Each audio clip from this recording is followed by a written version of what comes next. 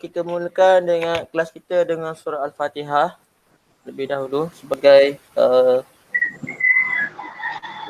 pembuka kelas Al-Fatihah. Bismillahirrahmanirrahim. Alhamdulillahirrahmanirrahim. Maliki yaumiddin. Iyyaka na'budu wa iyyaka nasta'in. Ihdinas siratal mustaqim. Siratal ladzina an'amta 'alaihim ghairil maghdubi alaihim waladdallin. Okay, so ni surah Al-Fatihah ada tafsiran dia. Kalau ada tafsir tu lebih baiklah. Okay. Saya masuk kepada bab pelajaran ke-28 dalam buku teks muka surat 167. So yang ada buku teks boleh tengok, yang tak ada tak apa, kena tengok slideshow yang saya paparkan di skrin. Okay. So yang pertama, sekejap.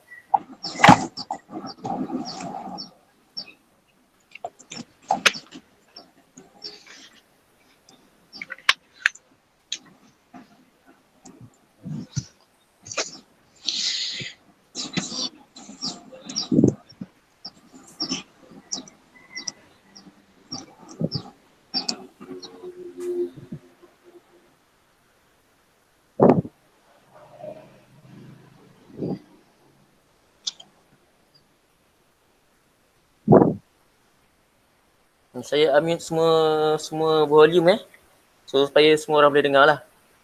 Ya, sekejap.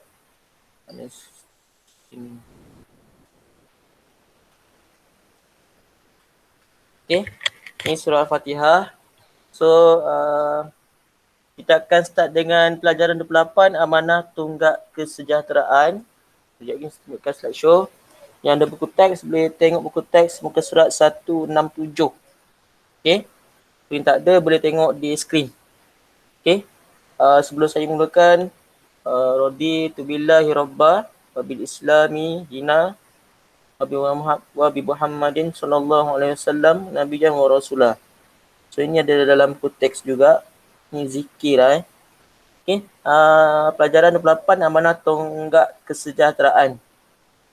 So yang pertama sekali macam biasa untuk maksud amanah. So terdiri daripada dua lah. Yang pertama dari segi bahasa dan yang kedua dari segi istilah. So dari segi bahasa maksud amanah ialah menunaikan janji. Okay. Yang kedua dari segi istilah ialah setiap sesuatu yang dipertanggungjawabkan sama ada dari segi harta benda. Yang kedua ialah kehormatan dan yang ketiga ialah kerahsiaan. So yang ni saya ambil dalam buku teks surat 167.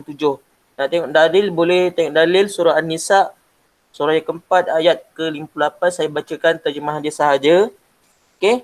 Sesungguhnya Allah Subhanahu Wa Taala menyuruh kamu supaya menunaikan segala amanah kepada ahli yang berhak menerimanya.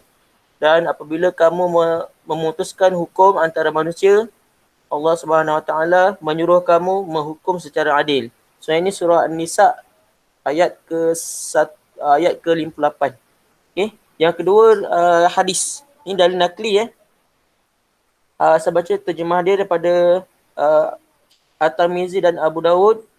Terjemahannya ialah Abu Hurairah radhiyallahu anhu menceritakan bahawa Rasulullah sallallahu alaihi wasallam bersabda, tunaikanlah amanah kepada orang yang memberi kamu amanah dan jangan khianat kepada orang yang mengkhianatimu. So ini saya bacakan dalam surat 167. Okey. Yang seterusnya ialah kepentingan sifat amanah. So saya dah rumuskan dalam bentuk peta minda.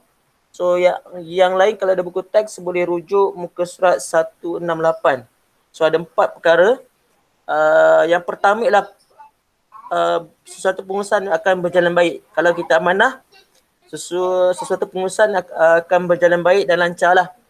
So ini sebagai contoh, kita sebagai ketua kelas dan sebagainya, pengawas ke, sebagai ketua. So anda kata kita seorang yang amanah, InsyaAllah pengurusan kelas ada pengurusan yang dipertanggungjawabkan kepada kita tu akan berjalan dengan baik dan lancar. Okay. So yang kedua, dipercayai dan disenangi tu warna kuning Okay. Dipercayai dan disenangi.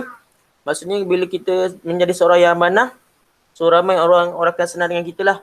Dan kita menjadi seorang yang boleh dipercayai. Okay. Maksudnya kalau ada nak cerita masalah ke, so dia akan cari kita dulu. Sebab kita seorang yang amanah lah. Okay. So yang ketiga, amanah ni adalah sebagai tanda orang yang beriman. So tidak sempurna iman seseorang yang tidak memelihara amanah. Sekejap. Rasanya ada orang nak masuk ni. Sekejap. Sekejap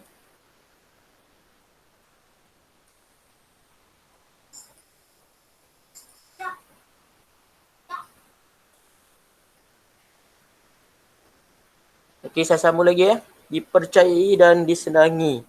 So maksudnya tanda orang yang beriman. So tidak sempurna iman seseorang yang tidak memelihara amanah. Orang yang mengkhianati amanah tergolong dalam galangan orang yang munafik. So ini orang yang munafik dijanjikan siksa azab neraka jahanam oleh Allah Subhanahu Wa Taala. So ini tanda-tanda orang yang munafik dalam satu hadis yang saya baca terjemahan sahaja So antara tiga orang yang tanda orang yang munafik, yang pertama ialah bila bercakap dia berbohong. Yang kedua, bila diberi amanah dia kena khianati. Dan yang ketiga Allah. So yang tiga tu macam sendiri saya tak ingat yang tu. Yang tiga, so ada tiga ciri orang yang munafik. Bila berbicara, satu lagi bila berbicara dia berbohong. Bila diberikan amanah dia khianati. Dan lagi satu, bila berjanji dia tak tepati. So yang tu tanda-tanda orang yang munafik. So yang keempat untuk kepentingan sifat amanah, mudah melintas titian sirat.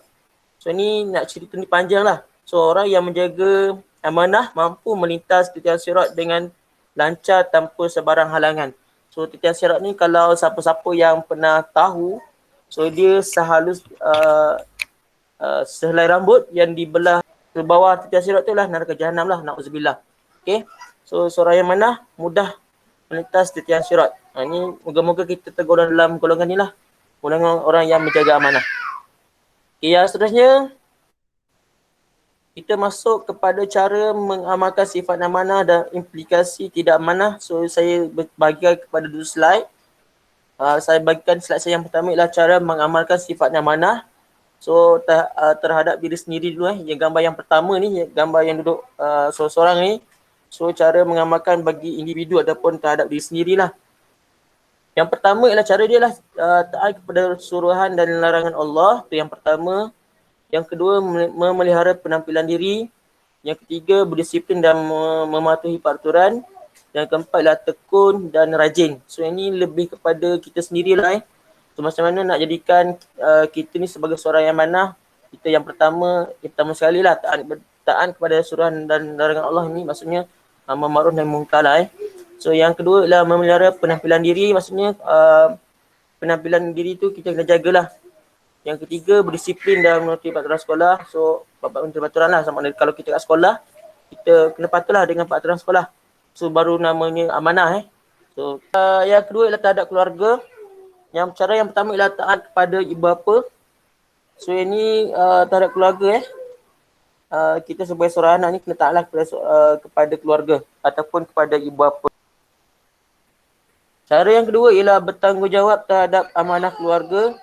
Ini termasuklah dengan barang-barang yang diberikan oleh bapa kita lah sebagai contoh, buku, beg dan sebagainya lah. Dan duit kat sekolah itu tu amanah kita sebab tu saya kata nak beli boleh, nak beli tapi beli benda-benda yang bermanfaat atau berfaedah kepada kita dengan duit yang diberikan oleh parent kita. Tu sebagai amanah kita lah Jadi so yang ketiga, menyayangi adik-beradik. So ini kalau ada adik-beradik, kita kena sayanglah antara adik-beradik kita. Okay, yang keempat, memastikan adik-beradik melaksanakan perintah Allah dengan sempurna. So ini sebagai contoh, kalau kita anak lelaki, biasanya kita ada tanggungjawab yang besar kalau kita ada adik-beradik perempuan. So ini kena jaga aurat dia Sebagai contoh, kalau kat rumah, nak keluar rumah, so yang tu kena tutup aurat dengan betul lah So apa-apa sekalipun kita akan dipertanggungjawabkan. So yang itu amanah kita terhadap adik-beradik kita, terutamanya yang perempuan. Okay. Kita sebagai lelaki kita akan disoal nanti di padang mahsyar. Okay, so yang ketiga,